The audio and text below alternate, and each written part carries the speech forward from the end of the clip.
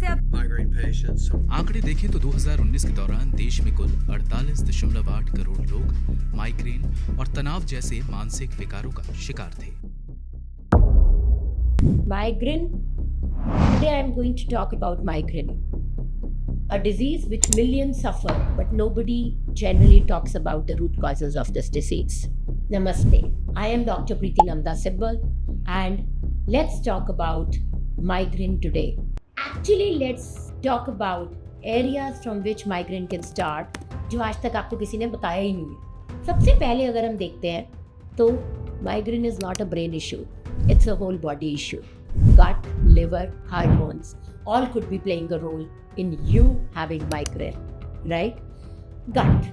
80% of our serotonin, which is the calming neurotransmitter, is made in our gut. But if your gut is inflamed, if you have a leaky gut, there is a storm which happens in your brain and which could result in migraine. In some other patients, migraine can be because of mitochondrial crisis. What is mitochondria? Mitochondria is the engine of your every cell in the body, right? And your brain cells, they are the most energy hungry, right? 60 to 70% of the total energy of your body is used by this brain of yours. And if your mitochondria are weak, then could be because of heavy metals, could be because of other toxins, could be because of low B2, CoQ10, magnesium, L-carnitine. Your brain becomes hyperreactive, and one of the signs of that could be migraine. Some migraines, they can be triggered by histamine overload.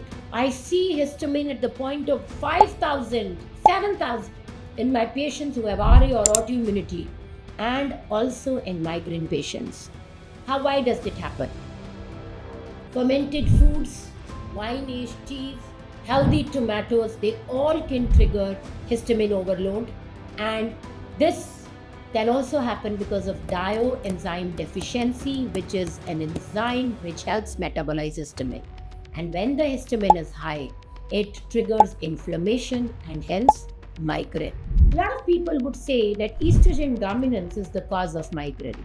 Yes. When women come to you, please remember to ask whether their migraines are triggered just before their periods or during their periods. Because if this is the case, maybe estrogen dominance or poor liver detox and gut liver axis imbalance could be the reason behind the patient's migraine. And very, very important, have you ever thought that the painkiller, the NSAID you are taking could be making your migraine worse? Why?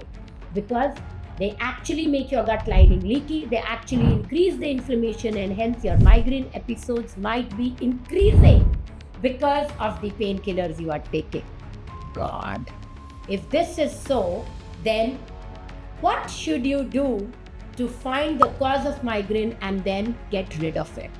I have done it myself, so let me make it very, very easy for you and help you do it yourself. First, try removing gluten and dairy from your diet and add probiotics and L-glutamine or leaky gut care if needed. Second, support mitochondria. Choose CoQ10, magnesium glycinate, and riboflavin, which is B2. They are all very, very important, but don't do it yourself. Have your doctor prescribe it so that you get it in the right dosing. Third, balance histamine, which means identify food triggers, support DEO enzyme with B6, and reduce high histamine foods temporarily, which are fermented foods. Detox liver, say. So, your coriander water, your cruciferous vegetables, and deep sleep. Yes, sleep is a big detox. Good sleep is very, very important for you. And last, do seed cycling for women. Syncing food and lifestyle to your hormones can help you get rid of migraine if hormones is the reason. So, migraine isn't just a symptom. It's a language your body is using to ask for help. Are you ready to help your body? If yes, listen to this video again, share it with anybody in your office whom you know has migraine, and let's help people get rid of migraine. Relief is possible. Not just management, but reversal can be done. Do it with me today. You are not broken. Your body just needs a little help. So I have been suffering from migraine since I've been in about the 6th grade. That's the first one I can really vividly remember. For me, when I would say, oh, I have a migraine, no one in my family has ever suffered from any of them, what I'm experiencing. And now that I'm older and my family sees what it's done to me, they're awesome. And they're so empathetic about it. And they just it's nothing really anyone can do to help you. Like they'll get me a wet rag. I used to always lay in bed with like a wet rag over my eyes to kind of black out anything that I can. And the coolness just made me have some sort of relief. So they'll help me get the things I need, but I just need silence, and I'm just kind of leave me alone during that time.